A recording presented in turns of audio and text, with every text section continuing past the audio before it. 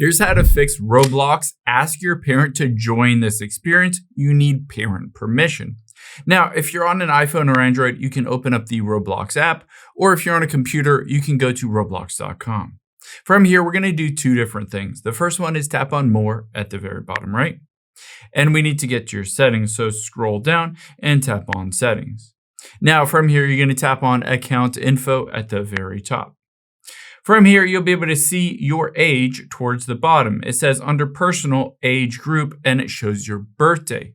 Now, if it shows that you're under 13, but you're over 13, all you need to do is tap the pencil and paper and then update your birthday to whatever you want. So you can just update it and hit continue. Now, keep in mind, by going through this process, it will allow you to access all of that, basically games, access all of the content without needing to go through the process of asking a parent.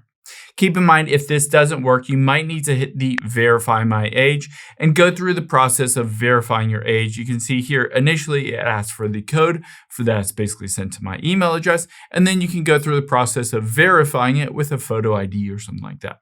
However, let's say you don't have that. You can check another place as well.